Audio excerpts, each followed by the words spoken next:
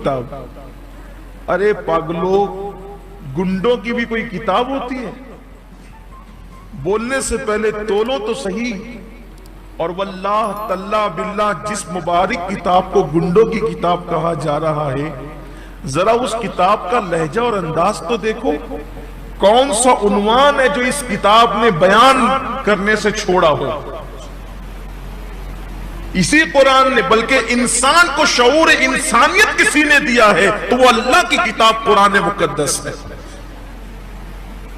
रहम की बात कुरान करता है, करम की बात कुरान करता है, तहजीब की बात कुरान करता है, तमद्दुन की बात कुरान करता है। जहालत का कोई इलाज नहीं है। तो अल्लाह फरमा, और वो कह रहा है आग जलाई जाएगी, उसमें से वो भी निकलेगा, मुझे भी निकलना पड़ेगा। मैं इस जंगली जाहिल लुटेरे की चुनौती स्वीकार करता हूं। मैं इन मौलानाओं को आदमी नहीं मानता। असल में ये गुंडों के गिरोह के सरदार हैं। और मैं जानता हूं कि इस्लाम में तर्क से कुछ नहीं हो सकता। इस्लाम ने ना तर्क से किसी को जीता और ना ही इस्लाम में कोई तर्क है। ये अपने मूर्ख लोगों को, जो इनके फॉलोवर हैं, उन्हें मूर्ख बनाते रहते हैं जोर जोर से चिल्लाकर, लेकिन इनका कोई वास्तविक अस्तित्व नहीं है। मेरी इस मौलाना को चुनौती है, यदि ये वास्तव में इसे अपने अल्लाह और मोहम्मद पर विश्वास है तो मैं कोई धर्म ग्रंथ लेकर नहीं आ रहा। मैं केवल अपनी माँ और महादेव के नाम को अपने दिल में लिखवा कर ला रहा हूं। और जहां भी ये कहे, मैं वहां आकर अग्नि परीक्षा देने को तैयार हूं। और ए मुसलमानों, ये मेरा मैसेज है, काफी दिनों से इंतजार में है।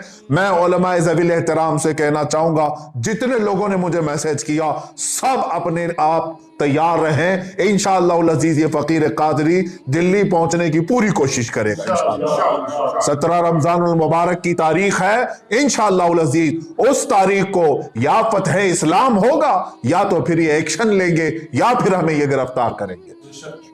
बात आप तक मैंने ये मैसेज देने के लिए आपके सामने हाजिरी दी है। तमाम उलमाए ज़वील एहतराम आज ही से अपनी तैयारी शुरू फरमा लें। और 17 रमजानुल मुबारक 30 अप्रैल की तारीख हमने दी थी, और हम चाहते हैं कि वह आमना सामना करे। उस पाखंडी को अगर अपनी हकीकत बताना है तो आए, मरदूद जमाना हमारे सामने है। जितना वो बैठकर गुफे में भोंकता है, एक बार वो आमना सामना करने की कोशिश तो कर ले। मैं बार बार इस चीज को ललकारता रहा हूं, चैलेंज करता रहा हूं। प्रशासन से मैं बड़े अदब के साथ कहूंगा, यह बात बोलने की मुझे जरूरत ही क्यों आती अब तक, अगर तुम उसे अरेस्ट कर लिए होते या अपनी ड्यूटी पूरी कर रहे होते। अब इसके बाद अवामुन्नास के लिए क्या फैसला होगा और क्या मैसेज जाएगा, अकाबिरीन से, उलमा से मशवरा करके कल इंशाअल्लाह अज़ीज या इसके बाद आप तक बात पहुंचाई जाएगी। हर इलाके का मुसलमान बेदार रहेगा।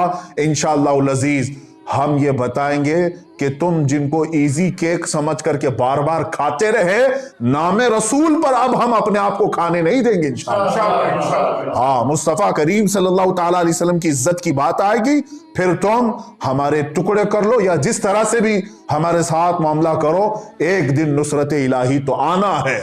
अल्लाह रब्बुल इज्जत का कहर उतरना है और इन सबको वो जमीन पर इंशाअल्लाह अज़ीज भस्म करेगा।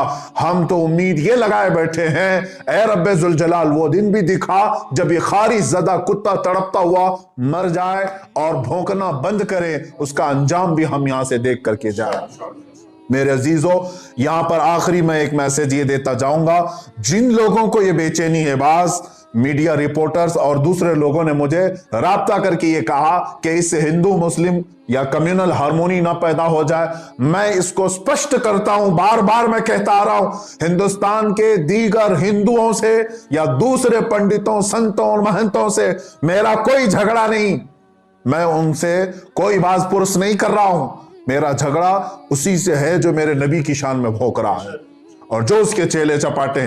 बाकी सारे हिंदू, बाकी सारे देशवासी, दूसरे संत महंत और पंडित जितने हैं, वो सब अमन के साथ रहते। मैं जानता हूं इन बहुत सारे पंडितों को जो मेरे नबी कौनैन सल्लल्लाहु ताला अलैहि वसल्लम का रिस्पेक्ट करते हैं, इस्लाम की अजमत के वो कायल हैं। हम उनके साथ बहसो मुबाहिसा भी नहीं कर रहे हैं, बल्कि हम जिनके खिलाफ आवाज उठा रहे हैं वो जुल्म के खिलाफ आवाज उठा रहे हैं। यहाँ सेकुलर हिंदू भी हमारे साथ खड़ा हुआ नजर आएगा और वो भी कहेगा कि ये गलत हो रहा है। ये गलत हो रहा है कि एक शख्स को इतनी छूट दी गई है कि वो अनाप शनाप बके जा रहा है। ارے ایک ہوتا علمی اختلاف، لیکن یہ تو گالی گلوچ پر اتر آیا ہے، اور ہم نے کہا گالی دینا ہے، ہم جیسوں کو تو 1000 گالیاں دی جا رہی ہیں، اس خبیث کو بھی یہ چاہیے تھا کہ تو مجھے نشانہ بنا لے۔ قرآن، اسلام، رسول پاک صلی اللہ علیہ وسلم کے ساتھ یہ ہماری جان ہے، اور ہم یہاں پر جو بدک گئے یا جس طرح سے بھی ہمارے جذبات بے قابو ہو رہے ہیں، اس کی صرف اور صرف وجہ یہ ہے کہ اس خبیث کو کھلی چھوٹ دی گئی ہے۔